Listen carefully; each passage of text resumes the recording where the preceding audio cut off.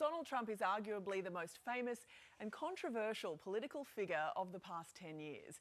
But for Fred Trump III, he's an uncle who he describes as atomic crazy.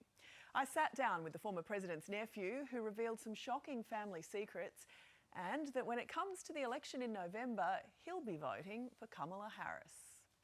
Fred Trump, welcome to Today, and congratulations on the book. You're not getting an invite to the Trump family Christmas anytime soon, are you? That's okay by me. You spill a lot of tea on your Uncle Donald in this book, and a lot of it isn't very nice. I mean, he's painted like a heartless bully who uses racist language, and worst of all, told you that you should let your disabled son die. I mean, he sounds like a terrible person. Is that who he really is? He has his ability of being a nice guy. I can call him, even when he was in office, I could call him. But he has just a very brutally mean streak to him. Are those the kind of qualities that you think America wants in a president? There are a large swath of the population that like that. Donald likes to make a certain population feel great about themselves. He's very good at doing that. And that leads to that level of people mock and diminish the level below them. So I call it trickle-down cruelty.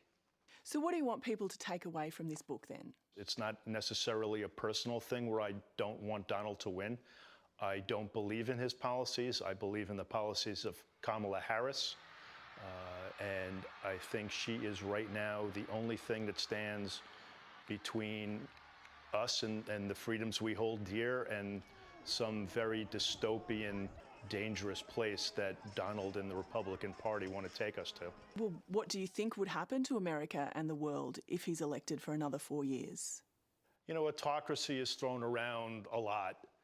I don't think it could happen in this country that quickly, but I believe there are tendencies for not just Donald, but the advisors and the people he would put in his administration that would seek to have that level of power. I mean, that sounds truly frightening. Yes, it is truly frightening. Few people know him like you do. How do you think he's handling this switch up in his opponent? Do you think he's rattled? Yes. And I think he's rattled because he won't admit this, and I don't understand how they couldn't, but they didn't see it coming. He's also rattled because the attention is being taken away from him right now. And that's his sustenance. He needs to be fed that attention.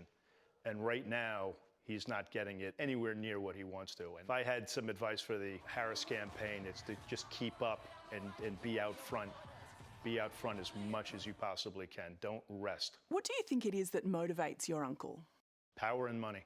Simple as that.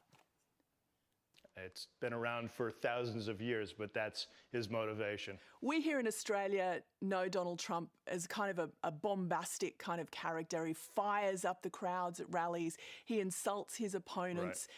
Few people know him like you do, though. Is that just who he is? Is that what he's like behind closed doors too? Yes. He needs the attention. There was a great story years ago that he was on the front page of one of the local newspapers in Manhattan, and he was, I think it was 7 days, and the family got together for Father's Day when my grandfather was still alive, and Donald looked sullen.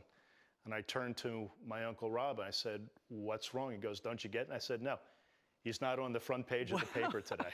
If you could describe him in 2 words, what would you say? Atomic crazy. We will leave it there. Fred Trump, thank you so much for your time. Thank you, Jane. There you go. Fred Trump's latest book, All in the Family, The Trumps and How We Got This Way, is out now.